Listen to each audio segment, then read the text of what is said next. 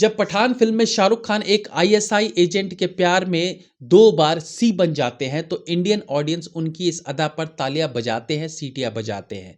एक था टाइगर में जोया हो या एजेंट विनोद की रूबी मेंडिस हो, कैसे हमारे यहाँ के रॉ ऑफिसर्स को हनी ट्रैप में फंसते दिखाया जाता है और आईएसआई की एजेंट के साथ इश्क लड़ाते दिखाकर एक तरह से दोस्ती की मिसाल दिखाने की कोशिश की जाती है। लेकिन इस तरह की फिल्मों में कितनी सच्चाई है और अगर असल में आरएडब्ल्यू एजेंट किसी आईएसआई एजेंट के प्यार के चक्कर में पड़ जाए तो उनके साथ कितना बुरा हो सकता है, ये सब खुलासा किया है एक फॉर्मर आरएडब्ल्यू चीफ ने।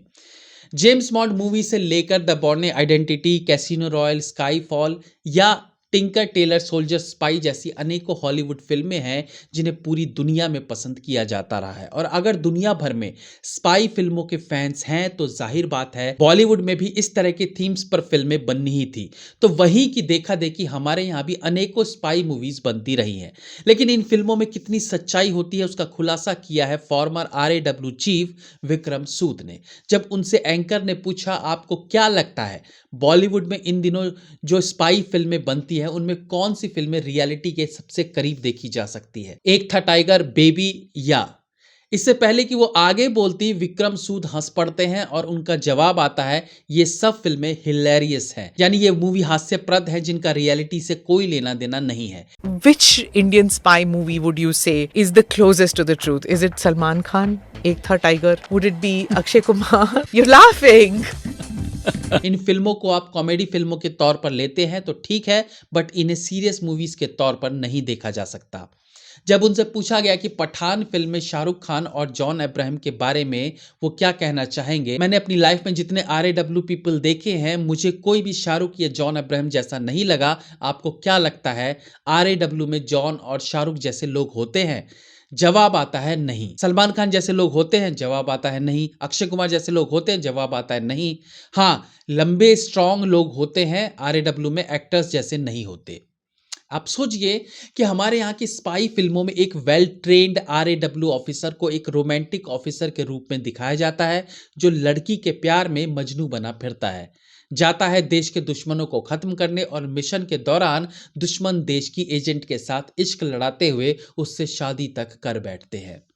पठान जैसी फिल्मों में तो अपनी आईएसआई महिला मित्र को बचाने के लिए तो अपना आरएडब्ल्यू एजेंट अपने ही डिपार्टमेंट के खिलाफ हो जाता है, वो भी उस आईएसआई महिला मित्र के लिए जिसने 2 बार अपने इस एजेंट को बड़े वाला सी बनाया। तो इन आरएडब्ल्यू एजेंट्स को रंग रसिया के तौर पर दिखाने के पीछे बॉलीवुड का क्या मकसद रहता है ये समझना होगा।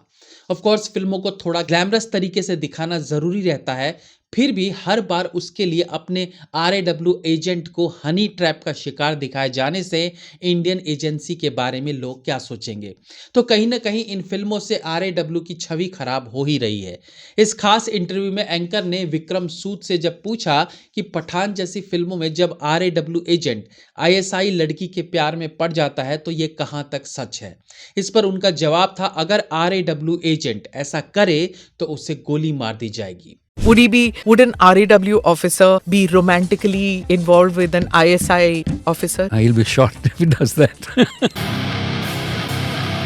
इस शॉकिंग बयान पर एंकर कहती है कौन गोली मारेगा, जिसे संभालते हुए विक्रम सूद ने कहा कि मे बी आईएसआई या इन जैसी कोई संस्था। हालांकि हम पहली बार में ही समझ गए थे कि अगर रियल में RAW agent Pathaan ISI agent Rubal Mohsin के प्यार में पड़ जाता तो उसे आशुतोष राणा ही गोली मार देते।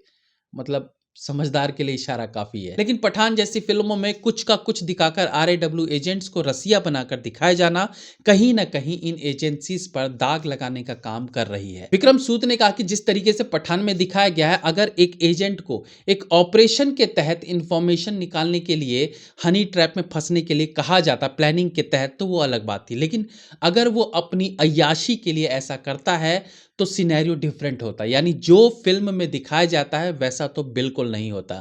तो इस तरह की फिल्मों पर आरएडब्ल्यू को गलत तरीके से दिखाने पर भी रोक लगाई जानी चाहिए, या स्पाई थ्रिलर फिल्मों को सेंसर से पास करने के लिए सेंसर बोर्ड में एक आरएडब्ल्यू ऑफिसर को भी नियुक्त किया जाना चाहिए। बहरहाल विक्रम सूद का एक था टाइगर या पठान जैसी फिल्मों को लेकर जो राय है उन पर आपकी क्या राय है, हमें कमेंट में आप बता सकते हैं। जय हिंद, वंदे मातरम।